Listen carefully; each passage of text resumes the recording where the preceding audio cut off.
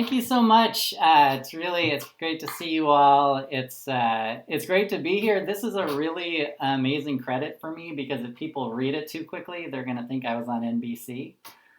Um, a little bit about myself. My name is Charlie. My pronouns are he and him.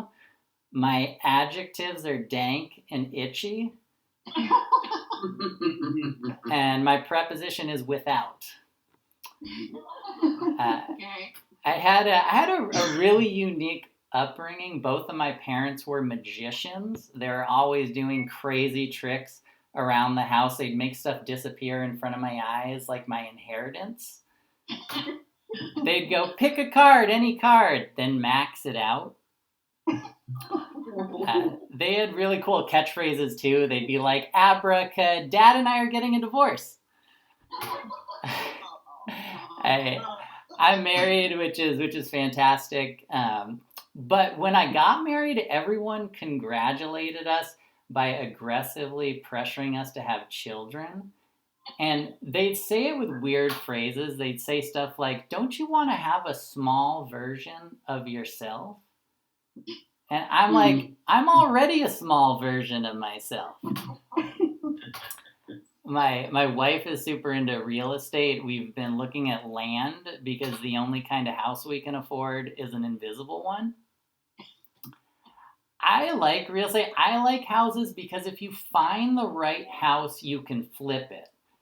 Kids are permanent. You can't flip a kid. But it would be great if you could, though. Like, yeah, we got 10-year-old Andy here as a fetus, and he's cost about $100K so far. But we've put a lot into him. Piano lessons, debate camp. We're asking $275. It's great to be at this event. This is a super fun event. I've been invited to some strange events lately. My friend invited me to her sprinkle. Has anyone ever heard of that? I had not. I was like, what is a sprinkle? And she said, it's my baby shower for my second kid. I need less stuff this time around, so it's not a shower, it's a sprinkle. I said, it's probably called that because if you have one, you're left with a sprinkle of friends. A lot of my friends are having babies. I'm at the age now where it's more likely for a baby to show up at a party than the cops. But it's really a baby showing up to a party is the same thing as the cops. You gotta be quiet. You gotta turn the music down. There's gonna be a lot of crying. And maybe a little vomiting. I have a lot of pregnant friends, and I feel bad for them. They're always doing all this research, and the research seems to keep changing. Like, apparently now it's okay to drink a tiny bit in the third trimester. It doesn't really affect the kid developmentally. I guess at that point they've already learned how to puke and rally. I don't have any siblings. I'm an only child. Sorry, that's no longer, only child is no longer politically correct. Please refer to me as the Messiah. Only children, we have a lot of trouble sharing. For example, when I got my driver's license at 16 in Massachusetts, they didn't let me have friends in my car for the first 6 months. I was the only one in my class who asked for an extension. Only children also need a ton of positive feedback. So if you don't mind, after each one of my jokes, please laugh twice. I've been trying to get in better shape. I have a gym rat buddy of mine who's been giving me tips, and he said the best way to get in shape is muscle confusion. So every morning I wake up and I say to my muscles, we're gonna work out, and then we don't, and they get super confused. I've started a new exercise regimen. It's a combination of the Insanity workout and Peloton, where I hallucinate that I own a Peloton. We did order a Peloton, but it's gotten delayed forever in the pandemic. I found out that Peloton is a French word that means you'll get the vaccine before you get the bike. It's It really is. Peloton really is the real deal, though. I've been burning 3,000 calories a day just fighting with their customer support. They gave me the app, at least, the Peloton app, while I'm waiting for the bike, but I discovered that I don't have any of the accessories for those classes either. Like this morning, I couldn't take a strength class because they said I needed an open mind and a positive attitude. I've been doing some YouTube workouts in the meantime. I've been doing these resistance band workouts, but it's kind of embarrassing because I can only find workouts that are geared towards women, which makes for weird conversations when I talk to my gym rat buddy. He'll be like, "Yeah, I've been deadlifting," and I'm like, "Yeah, I've been getting that booty going, because everyone wants a high booty." And he's like, "Yeah, I've been really isolating my core. Yeah, I've been focusing on that pesky area around the bra line." I'm 36 years old, and I feel like physically I'm over the hill, but at the same time, I was never on the hill. So I guess I must have tunneled through the hill. My one other tip my friend gave me, he said that I should try this whey protein powder. It'll help me to really recover quickly. And I was like, I wish I knew about this when my parents split up. I wish that abs were like wisdom teeth, like something that I had a solid excuse for not having. Because then I'd definitely be at the beach, like, yeah, I used to have this sweet six pack, but, one day it just started overcrowding my entire torso and Doc had to take it out. We live in an age where there's a lot of fitness influencers. I'm not a big fan of fitness influencing. They just say a lot of things that make me uncomfortable. They have weird phrases about their body. They'll say stuff like, "This butt won't quit." But, that's not really me. I constantly stop working out. Like, my butt just frequently gives 2 weeks notice. My butt hates its manager. I've been trying to, in addition to working, I've been trying to expand my mind. I got a subscription to Masterclass. I don't know if you guys are familiar with that. It's a bunch of instructional videos from people who are way better at what they do than you'll ever be. And I'm convinced that this was invented by parents who are just disappointed in their child's career choices. Like, what'd you get your son for your birthday? We got him Steve Martin's comedy masterclass, and it's life-changing. It inspired him to go to law school. Like I said, I'm married. When I first started dating my wife, I was too afford to invite her over for Netflix and chill, so I just did YouTube and pray. When we got married, we didn't give a lot of plus ones to our wedding party, and people were kind of angry about that. But honestly, I disliked some people so much that I gave out minus ones. I sent out save the date saying, "Not only are you not invited to this, but neither is your wife." I love my wife. My college girlfriend was Russian, and we broke up. Breaking up with a Russian is very difficult because it reminds them of the Soviet Union. Breaking up was actually harder than dating. We dated for 2 years, but she had me followed for 3. It's been a great year for my wife and I. I don't want to brag too much, but we just got the Hyundai Kona, which recently won SUV of the year, and which stinks. I hate it when my car has more credits than I do. Yeah, that's true. My wife and I, we've been trying to eat healthier, and we've been cooking with ingredients that I've never heard of before. We recently cooked with buckwheat flour, which basically tastes like the Great Depression. They don't even bother putting recipes on the side of the packaging. It's just a bunch of relief hotlines. We go to a lot of farmers markets. We love the North Adams Farmers Market. We're there every time. One thing that's tough about farmers markets, I feel like farmers are always trying to one-up each other with like how sustainable their stuff is. You know, like one person will be like, our chicken is free range. And then the next person will be like, our chicken, they go wherever they want. This one just got back from Club Med.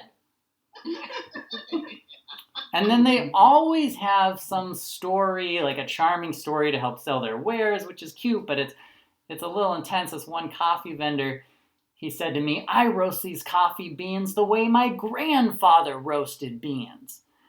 And I don't know, that story I didn't love because the world keeps progressing. You don't want to be at the hospital and have the doctor come in, I'm going to do this open heart surgery the way my grandfather used to do it. Just soak you in cod liver oil. My wife and I, we got a weekly subscription to microgreens, which are like the whitest lettuce ever. They look like miniature lacrosse sticks. And my wife puts them on everything. She just sprinkles them on everything, no matter what the cuisine. They're the ingredient version of gentrification. It's nice that the weather's getting warmer. Springtime is right around the corner.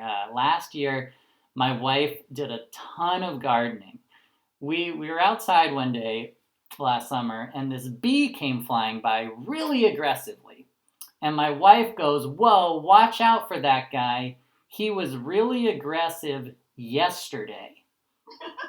And that blew my mind. To me, a bee is a bee. I can't pick a bee out of a lineup. Meanwhile, my wife's been gardening so much, she's Facebook friends with every bee. I thought it was sad enough for me when I heard that all the bees are dying. Now I have to go to all of their funerals. We've had a couple issues inside our house with pest things. We had an ant problem recently. And ants are like just jerk CEOs. Like they have all these dwellings, they're going back and forth. And we had to put out traps, and the way the traps work is the ant takes the bait and then takes it to its lake house or wherever its CEO retreat is that weekend. And if you ever want to watch the opening scene to Saving Private Ryan, just put ant traps out and wait one day. We went out into our kitchen and there were healthy ants dragging unconscious ants like, Mayday, the sergeant can't feel his antennae. I told the general we should have never invaded the Nadlers. Let's just get this out of the way. I'm very harmless looking, which is a bummer. I went to this beer garden recently and they had a sign, we search all bags. So I went to take off my backpack and the bouncer said, you don't have anything in there. Which is messed up because I did have stuff in there, my chessboard and my chess clock. This is my look. This is how I look. I have a lot of fantastic, diverse comedian friends who have all these really interesting backgrounds. Not me. I look like a dreidel. I look Jewish from every angle. I get religiously profiled a lot, which is weird. I was at a wedding a while back, and I was pouring a glass of lemonade, and the DJ comes up to me, and he says, are you the rabbi? I didn't have a yarmulke on. I was in a groomsman suit, surrounded by 6 other groomsmen in the same suit. But something about the way I poured lemonade was rabbinical, which is weird because I pour lemonade just like anyone else does. I'm like, Baruch atah Adonai. I grew up half Jewish, so we celebrated Christmas and Hanukkah.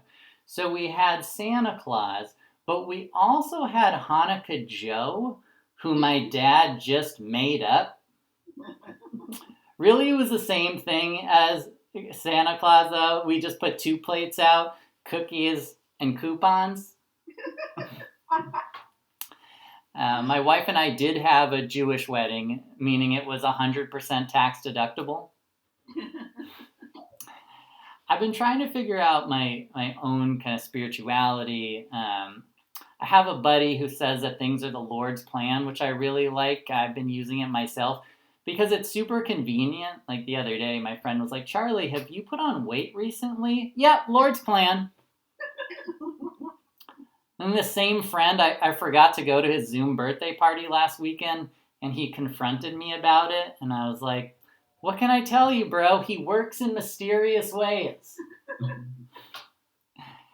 I wonder if other species have religions because they act religious. I think they do. Like bees act Jewish. They stockpile honey, which is a great investment. Never goes bad. It's like the bee version of a 401k. And moths are like Jehovah Witnesses. They stand outside your door, like, don't leave that open too long or I'm coming in there. And cockroaches are definitely Buddhists. They show up, go ahead, kill me. I'm just going to come back. The future is there's a lot of crazy stuff happening in the future, and I'm reading a lot of interesting stories. I read that there's this Canadian dentist who bought John Lennon's tooth, and he wants to use it to clone John Lennon. Now, it's not allowed, but they say that if it ever were allowed, it technically could be possible, but there's a good chance that the DNA on the tooth has deteriorated. So the good news is, yes, we could clone John Lennon. The bad news is his music would sound like Nickelback. Strawberry fields forever. I also read another like very cool new thing. It's called plant hacking. People are taking these gene guns and putting genetic material into plants so they can make plants that like glow in the dark and stuff like this. And they think that this is going to be like the future. People will have plant hack ideas in the same way that people have app ideas for phones, which is cool. So I've been pulling together some ideas, and I have a couple I want to pitch to you today. The first one is called a ventriloquist onion. When you slice it, someone in the other room starts to cry. And then the second one, it's a mix between a Mexican jumping bean and a pickle. And I call that one the twerkin' gherkin. I also read that in the future, we're going to be able to upload our consciousness onto computers when our bodies get too decrepit. And that's going to be interesting. Instead of getting older, you're just going to get outdated. People are going to be like, how are you doing, Charlie? You know, I'm really slowing down. I only have 4 megabytes of RAM. And they say that if we upload onto computers, we'll be able to live forever. But that's not true. We're just going to have strange new ways to die. Like, did you hear what happened to Charlie? We were upgrading him to Windows 87 and everything just froze. Wait a minute, didn't you back him up on the cloud? We did, but we forgot the password. I read an interesting story. The toy company Hasbro bought the rap record label Death Row Records. They just came out with their newest Transformer toy. It's My Little Pony that turns into Suge Knight. It's cool. It's cool doing Zoom comedy. It's different. Zoom comedy, it feels less like doing stand-up and more like doing an on-camera interview about quitting stand-up. Because all the stuff I'm up to is like what comics do when they stop doing stand-up. Like, I'm at home every day. I haven't been on a plane or in a hotel in over a year. No one wants to shake my hand. I'm drinking tea. I'm wearing slippers. I can't remember the last time I showered. I could be in an assisted living facility right now. I have no idea. I like meeting people who are not that good at Zoom, as I've become way too good at Zoom in the last year. But whenever I meet people who are terrible at Zoom, they're like unicorns to me. I'm like, what have you been doing this entire year? And I never find out because they never know how to unmute themselves. But there are some real benefits to doing Zoom comedy, though. Like, for example, I'm not even here right now. This is a recorded set from 2016.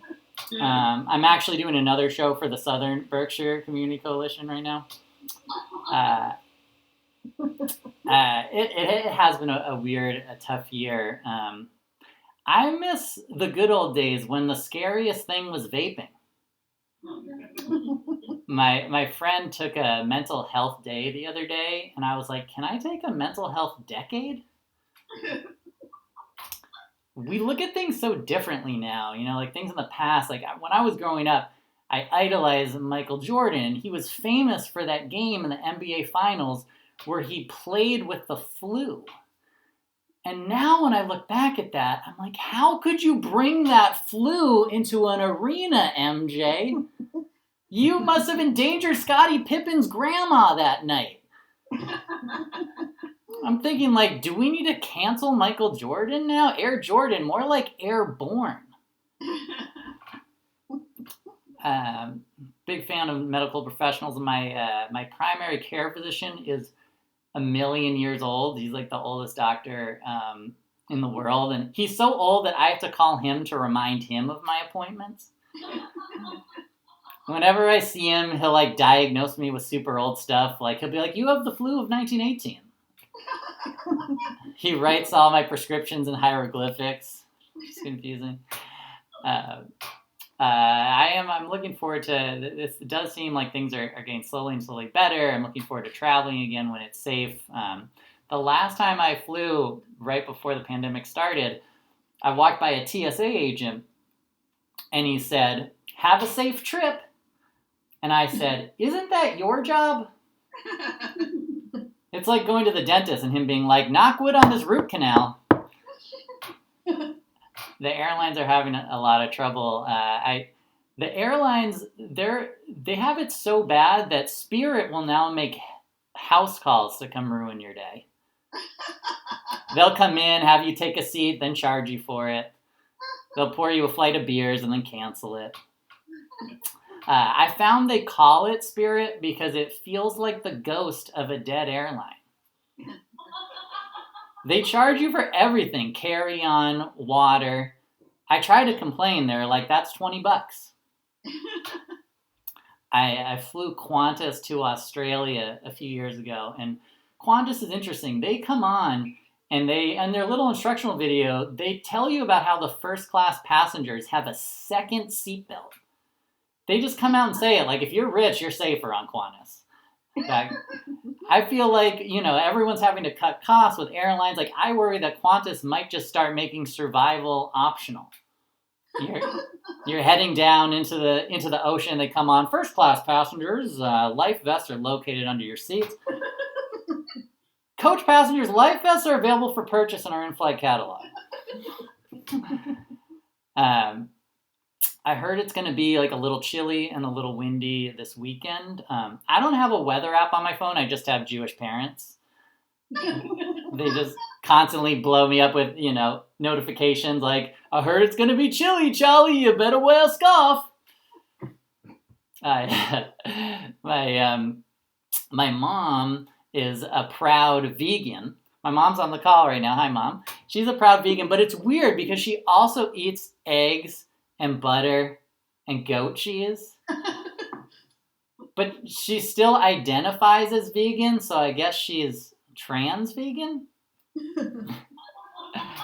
I myself, I'm a very hypocritical person. I saw the other day that they are making a Fast and the Furious 9. And I said, how can they keep repeating this over and over again? But I realized how hypocritical I was being, because if my life were a series of movie franchises, it would be a way worse repetition of past mistakes. Be like Psycho Boss 10. Beer Before Liquor 37. She'll definitely text back 94. I've spent a lot of time unemployed. I feel like I must descend from a long line of hunter-gatherers because it just feels second nature for me to hunt for dead-end jobs and then gather up the unemployment money. it's weird collecting unemployment because you're supposed to look for work. So when I was on unemployment, I would have all these weird conversations with recruiters. They would say stuff like, "What's your ideal hourly rate?"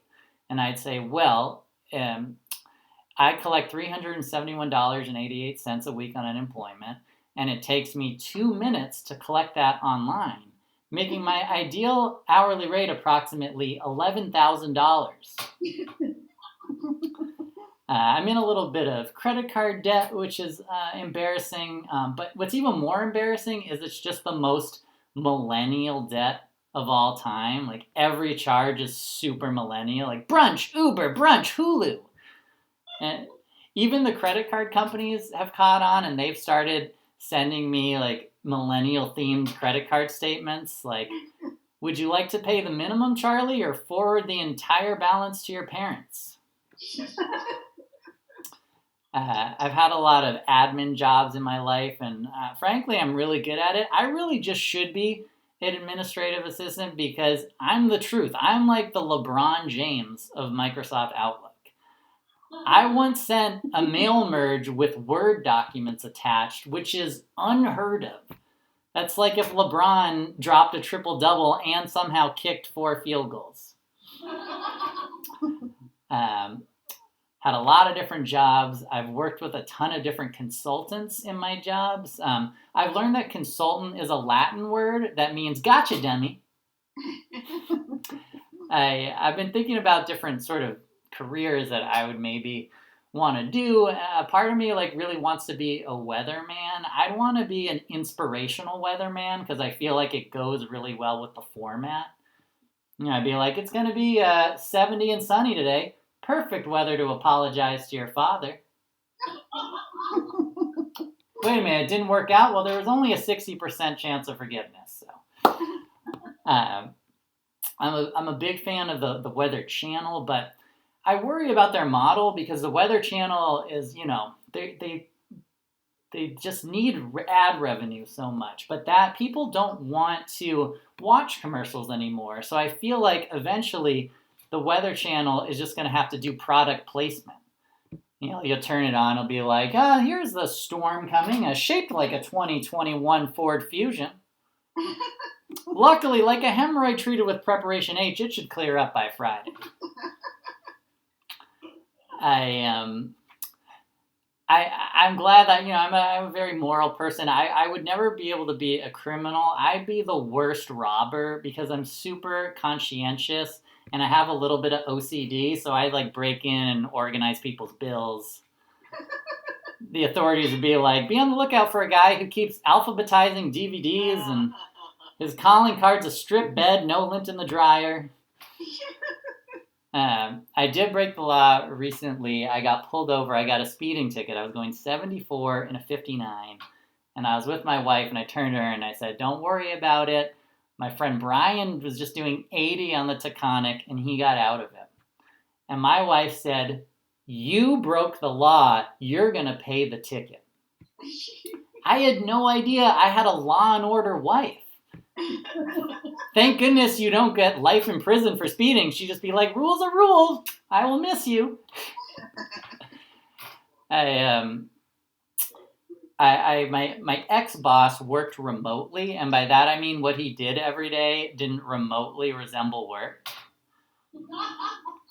My ex-boss used to quiz me all the time. He would say, "Here's what I want."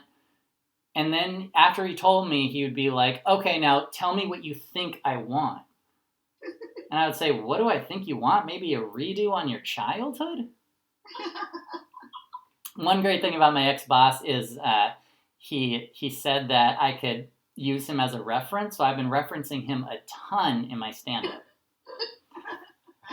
Do you ever dislike a job so much that instead of looking for a new job, you start looking for a new life? I would have weird career goals, like get into witness protection. I do wish that being a comedian is great. I love being a comedian, but I wish that comics got press conferences in the same way that athletes got press conferences. It would be cool to be able to debrief after bombing. Charlie, just can you run us through that broccoli premise? Well, you know, the audience just came really prepared with their silence. The Lord just wanted them to take that one. I'm taking this one failed bit at a time. I do have some really incredible friends. They're very successful. I have a couple friends that were just named to the Forbes 40 under 40 list. I was just named to the Forbes day job until you're 80 list. I have really bad health insurance. It doesn't really cover much. But the good news is I still have car insurance, so any injuries inside my car are covered. So I picture me getting really hurt and people are freaking out, like, get him to the hospital. I'm screaming, no, get me to my Hyundai Kona. I'll leave you guys with this. I'm very afraid of getting hurt. I'm very cautious. I went right before the pandemic. I went to Colorado and I went skiing, and I'm terrible at skiing. And the worst part about being bad at skiing are the names of the trails. The expert black diamonds have the coolest names ever, but the beginner green circles that I have to go on have the lamest names ever. And I hate having a conversation with like an expert buddy about the route he took down the mountain. He'll be like, yeah, first I carved up Thug Life. Then I shredded some serious gnar down Babe Boulevard. And then I finished out on Devil's Grundle. What about you, Charlie? Let's see, I started out on Fuzzy Bunny. And then I took it on over to Little Spoon. Then I finished out on Smallest Wiener in Vale. You guys have been so much fun. Thank you for listening to my jokes. I'm Charlie Nadler from Clarksburg, Massachusetts.